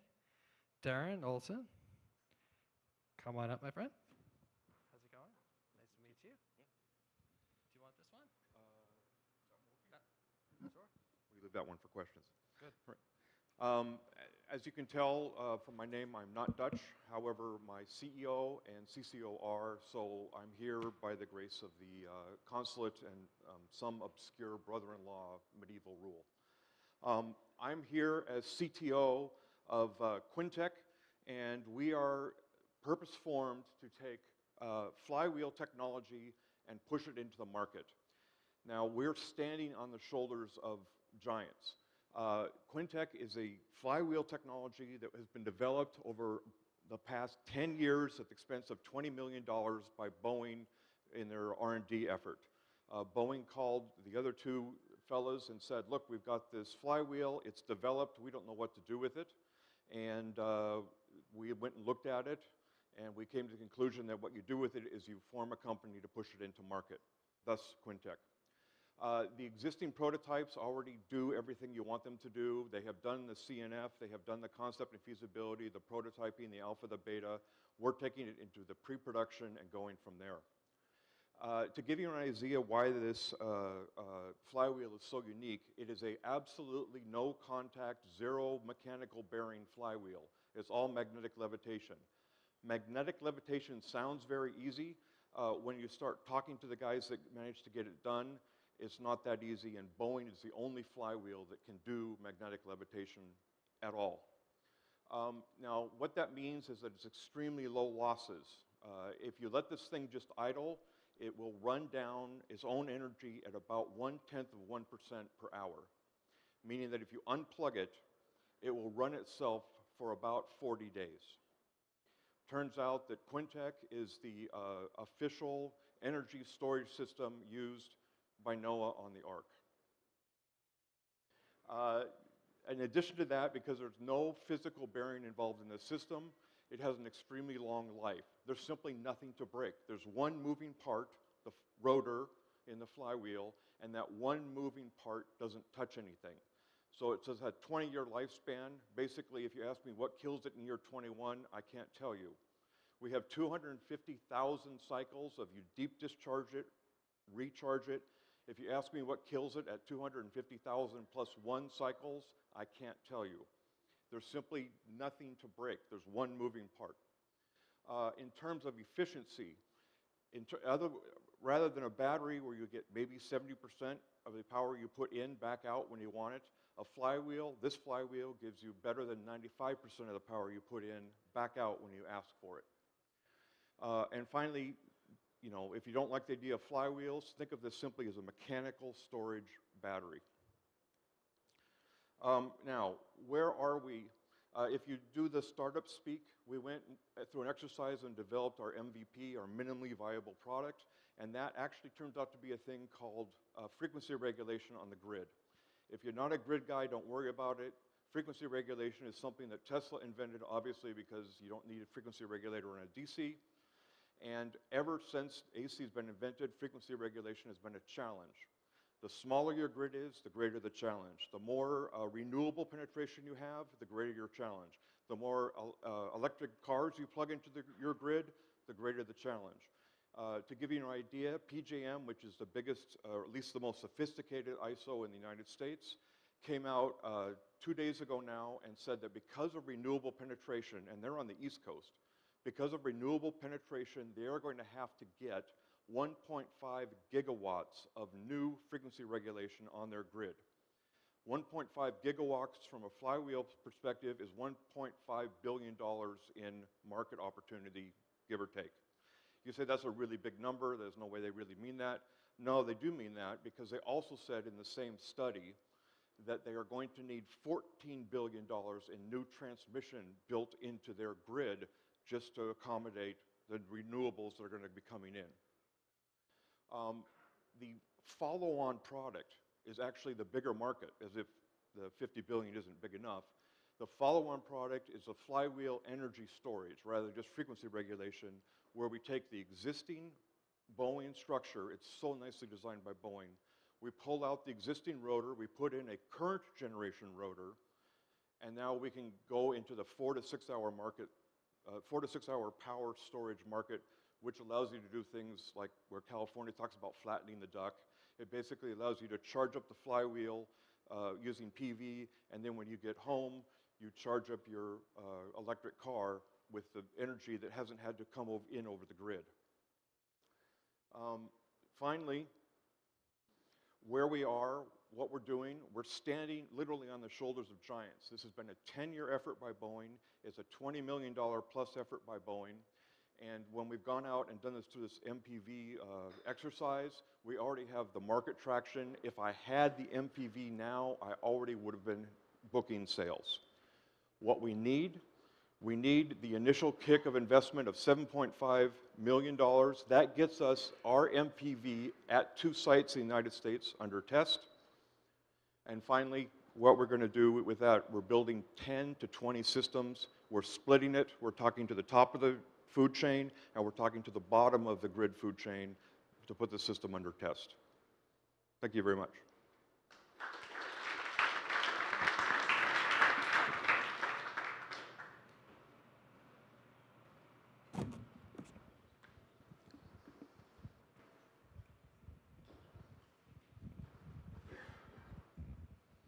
I'm going to not do that. What's a flywheel? Pardon me? What's a flywheel? What is a flywheel? Basically, it's a mechanical battery. In other words, you have a motor generator sitting on the top and a rotor inside, which is just basically a spinning mass. And when you want to pull energy off the grid, you make the mass spin faster. When you want to put energy back on the grid, you make the mass spin slower.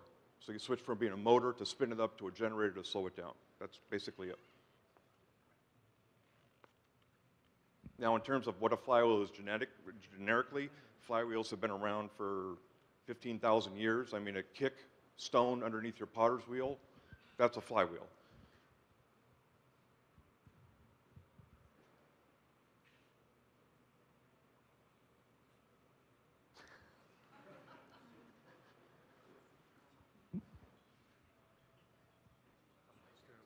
Well, if nobody wants to ask questions, I'm happy to ask questions. So, how large are these constructions of flywheels? Because we have flywheels in cars trying to regenerate energy, which are by far as efficient as you claim here that you can do. So I'm really intrigued how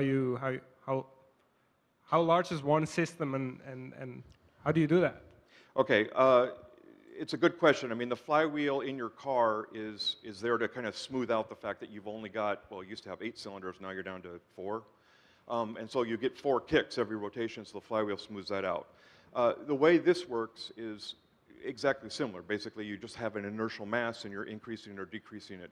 That unit, which is 100 kilowatts of frequency regulation, is about the size of an industrial refrigerator.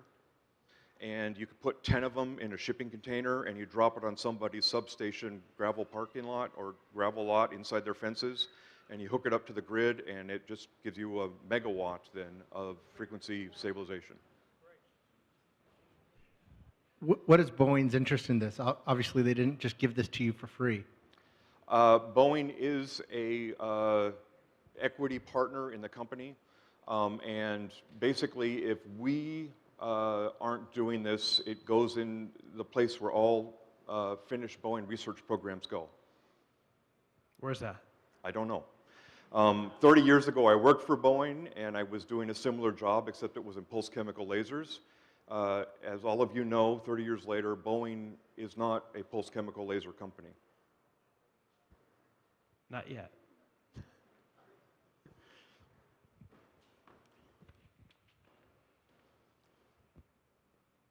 What is the cost of production for one of these units? The cost of production, it depends upon how you want to measure it. You know, a flywheel is very heavy. It's not going to compete with a lithium-ion battery.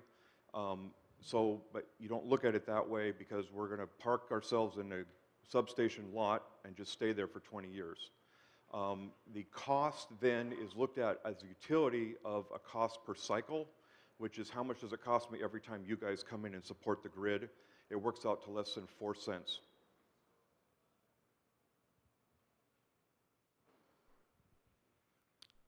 Hands up high. Somebody in the back? Go ahead.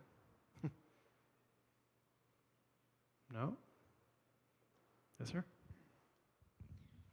Darren, what are the alternatives for the incumbents at the moment? Well, actually the alternatives for frequency regulation are the way they do it now, and that is that you take a gas peaker plant, which is extremely inefficient in terms of its ability to produce energy. You run it up to about, say, 70% of its capacity, which it doesn't like to be. It likes to be at full capacity, and then you let it ride up and down and try to respond to the changes in frequency. The utilities don't like it. They know it's very inefficient. It's a case of I actually don't need to educate my customer about something that sounds a little esoteric. They already know what their frequency regulation problems are, and they are desperate for this solution. All right, one more. Hands up high. Anybody? Okay, Darren from... All right, thank you very much. Darren, nice to meet you. Thank you. Okay, guys, so we've got one more presentation, and what we're going to do to close the evening out, because I know you guys probably want to get home, it's been a long day. After this last presentation, we're going to do what we call our 60-second spots. That's essentially your opportunity to come up here and make a quick announcement, real quick. So if you're looking for something, it's a good method to maybe find somebody in the room you didn't have an opportunity to connect with prior. Also, the fact that we are streaming this, you never know who's going to find you. So if you're promoting an event or looking for funding or whatnot, who knows, take advantage of the opportunity. Good stuff happens. And after that, we're done.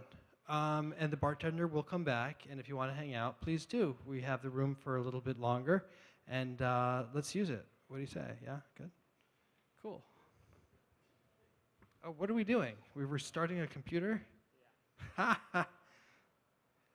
Okay, we're restarting our... Okay, I've got a good intermission break. Hold on. So this is I wasn't going to do this because this is not a show about me. But the strangest thing happened to me last week, and if you get my email, you might know about it. So I took my daughter, who's 6, to a local amusement park up in Sonoma, and she rode a roller coaster for the very first time. And she did not want to do it, but she did want to do it because her little brother, who's 4, did it, right? Let's see how this is going. So she was. It was a painful situation getting on the roller coaster because we only had tickets for 2, and they required tickets for 4 for like the adults to go on. So we missed the first ride. So our kids are like pissed. They're crying. I had to run get more tickets. Finally, we get on the roller coaster. And I shot a video of my daughter on the roller coaster for the very first time, and it was really cute because she's crying, and then she's happy, and then you'll see what happens. I put it up on YouTube, just why not? And then I put a link on YouTube up on Reddit, why not? And before I knew it, I was getting emails from like the Today Show, Good Morning America, and people that wanted to represent this video for licensing. I'm like, what the hell's going on here? And I checked, like in like a matter of hours, it was like at 10,000 views. Like what? This was last week. Now we're upwards of like 60,000 views, and you guys want to see it? It was crazy. It was absolutely crazy. We ended up negotiating and signing a deal with this group in London that's doing licensing for this thing now. Like, I've got better things to do with my time. I would just let it sit on YouTube, but they're like, let's represent you. We'll license it and put it on a Google Chrome ad. I'm like, let's do it. Yeah, so hit that one, Sure. So this is some of what had happened. She ended up on national TV and in some news markets that have nothing else going on apparently. Oh, you can't do it? Google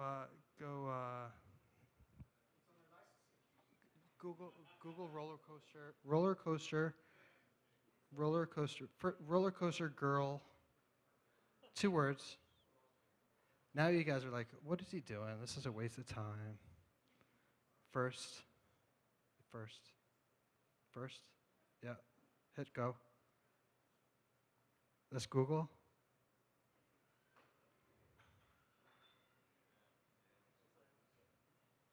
Yeah, Google it. It's worth it, trust me. And I swear I wasn't going to do this tonight, but yeah, that's it.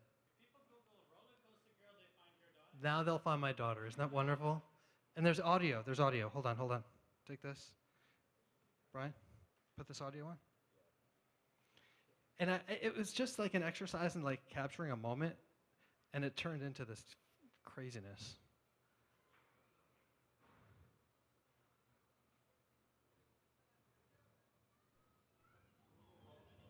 Roller coaster girl, 2 words. Now you guys are like, what is he doing? This is a waste of time. First.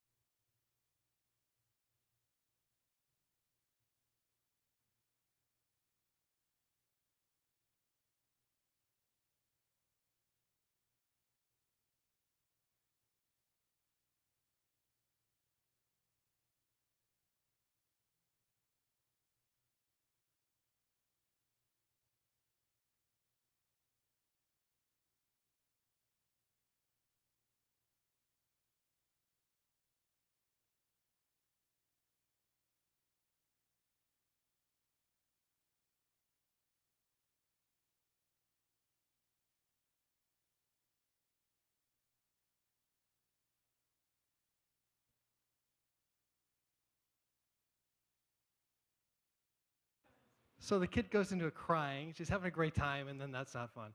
Anyway, apparently that struck some nerves out there, but that was the intermission. So thank you for indulging on that one. Oh, thank you. Too much. Okay, now into more serious business. Elemental water makers. We have Sid Vollebregt. Vollebregt. Thanks. All right. I'm very, very sorry, guys. I'm very, very sorry. Pierre, where are you? I'm not stripping for money tonight. I am feeling a little bit dirty, though, because, to be honest, this is my second pitch today already. However, this is for a room full of people who stayed till the end to see me pitch. So thank you for that. My name is Sid Vollebregt. I'm co-founder, commercial director, call it CEO of Elemental Water Makers, which is a spin-off of the University of Technology in Delft in the Netherlands. Elemental Water Makers provides renewable-driven desalination systems for affordable freshwater production. Why would we do this? Well, hey, there's a big opportunity here. Warm regions with limited freshwater resources are forced to use desalination to get access to fresh water. Reverse osmosis is the preferred technology to do this. And reverse osmosis is a very electricity-intensive process. This means if electricity is expensive, reverse osmosis is expensive, and water is expensive. So, an obvious next step, renewable energy and reverse osmosis. However, there's a barrier there. Reverse osmosis is designed for constant and continuous operation, while renewable energy, sun and wind, fluctuate over time. This is the reason why existing solutions use batteries, and they're quite expensive, in the range of 2 to 4 cents per gallon. We at Elemental Water Makers have come up with a solution for this problem. We can supply water at 1 cent per gallon through constant and energy-efficient operation with minimized maintenance and without the use of batteries. The system uses mature technologies and is scalable from 1,000 gallons per day up to 300,000 gallons per day. The system doesn't use any fossil fuels, which means it's eco-friendly, and it's suitable for standalone operation. So, next step, for whom is this interesting? Well, we focus on islands and on hotels. Islands, such as Hawaii, such as the Virgin Islands, have high electricity costs. Hotels are forced to pay higher water tariffs than domestic users. So that's hotels. Let's take a look at the expenditure of an average island hotel. Water is responsible for 7 up to 14% of their costs. I know this because I've talked with 200 hotels. If we can save them 43 to 72%, if we can do that, we can save them 3 to 10% on their average operational expenditure, which is quite a lot.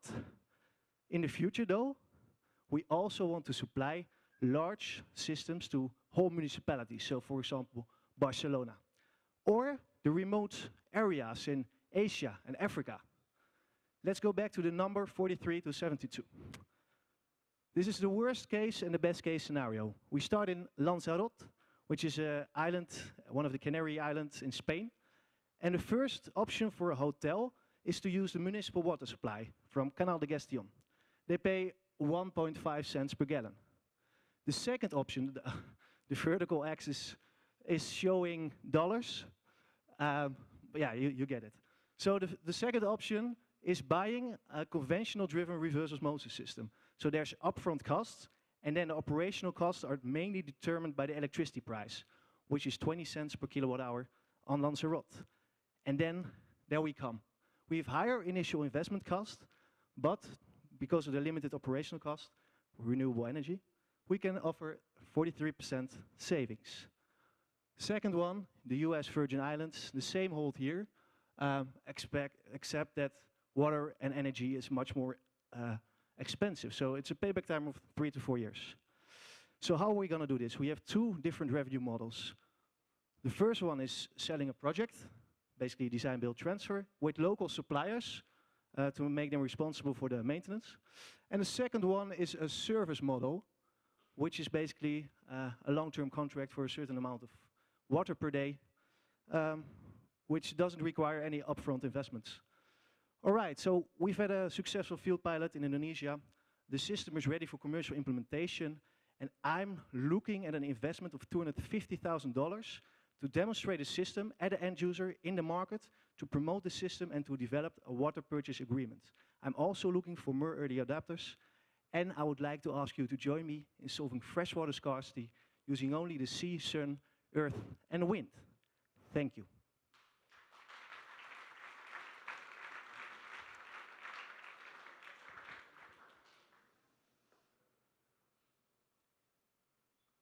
Okay. I understand, Pierre, why you want to take your clothes off. It's hot. Question in the very back.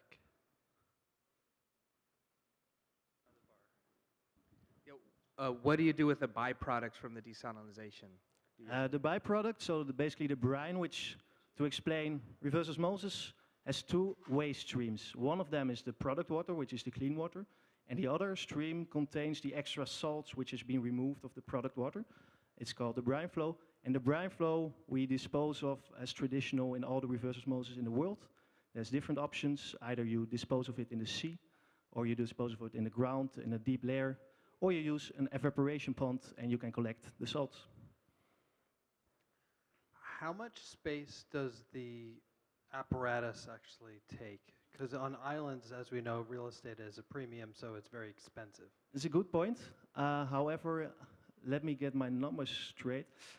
For a seawater system of 1,300 gallons per day, we require a PV surface of approximately 60 square meters, which is basically the stage times 4. So that is the solar area. The desalination skid itself is really, really small. You can put it, it's maybe 4 feet long, 4 feet high, and that's all the space it needs.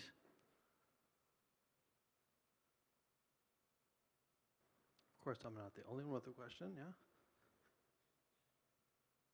So you're looking for early adopters here in the U.S., so you're seeking government support or? No government support. We really look for Municipalities, so- project municipalities is too large a scale. So we are looking for early adapters in the sense of very rich people like Richard Branson. Are you here? Who wants to put his He system couldn't make it tonight. on his island, on Mosquito Island, for example. People like that who believe in a sustainable future and are involved on island economies. So you're looking for the guy who has the biggest house on the island. That's the guy, with his fourth house, you know. Yes. Okay. Call me in a few years.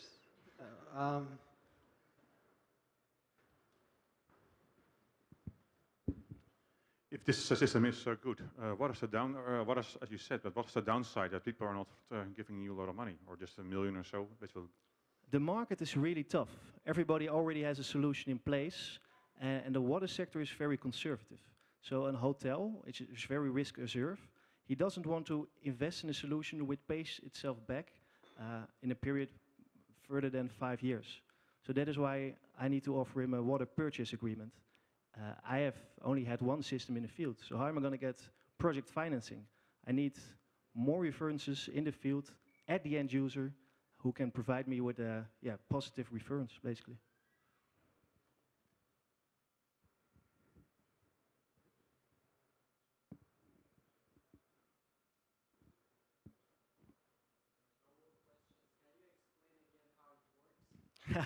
I didn't explain how it worked, actually. I only said the trick we solve. So basically what we do is we just couple fluctuating renewable energy to a constant operational reverse osmosis unit. And the only hint I can give away is that we don't use batteries. The rest is still in the process of being patented, and I can only tell you about it when we have an NDA signed. Is it a flywheel? It's not a flywheel, yeah. Can you share it with your neighbors?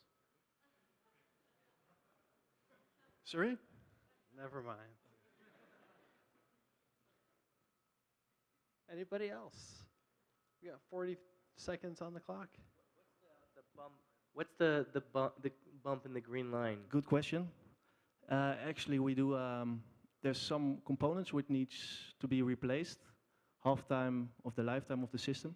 So, for example, the pump, which, because of the salt water, you need to replace some parts. So we have scheduled half maintenance.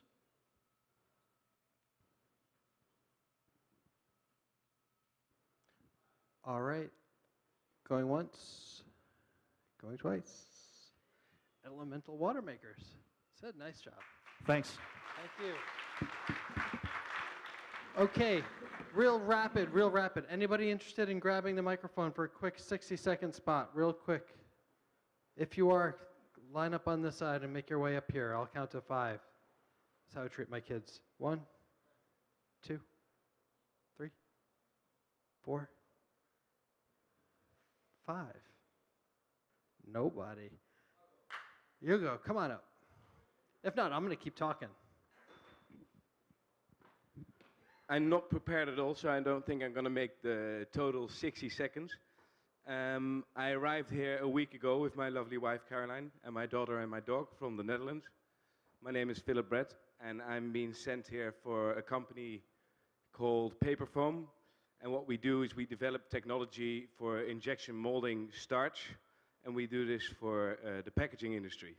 We do this now for global players in electronics, and we are here to find more clients and find new business and business partners to make sure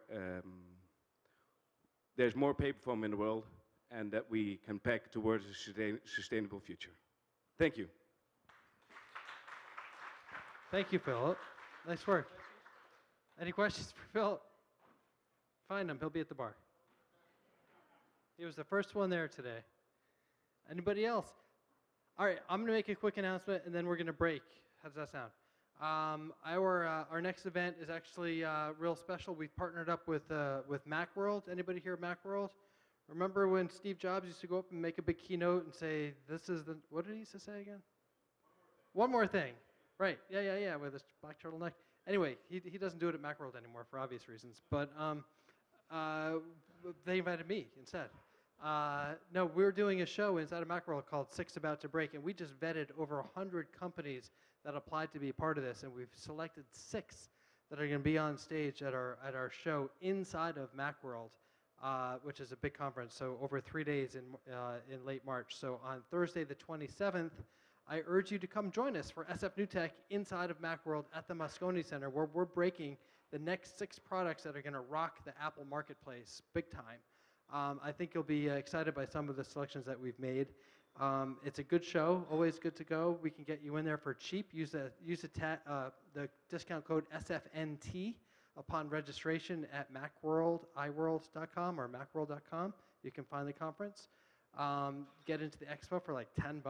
It's worth it. And we're going to close out the Six About to Break competition with a reception. So we'll have some poured alcohol or whatnot after the fact. And then after that, our next event is on April 16th. We're putting together the pieces of it now, but we're going to be welcoming aboard a brand new sponsor by way of Twitter, who will be joining us. Their developer advocacy team is out in full force looking to connect with the tech community in San Francisco. That's you guys. And their message is plain and simple, is that they want to just put it out there that the perception is wrong that Twitter is hard to work with. And they're looking to change that. So if you want to do some business with Twitter, come visit us on the 16th and you can talk to those guys that want to talk to you. Aside from that, that's it for the announcements. Again, the bar is going to open up in the back. I want to, again, thank our friends from the consulate for all your support. This was wonderful. And all of the companies that came over, I wish you guys all the best of luck. And I want to thank our team and Jimmy and Social Greg on the Twitter, Brian on the console, John in the bar, Carrie upstairs, our friends from Microsoft, and that's it. I'm done. Thank you, guys.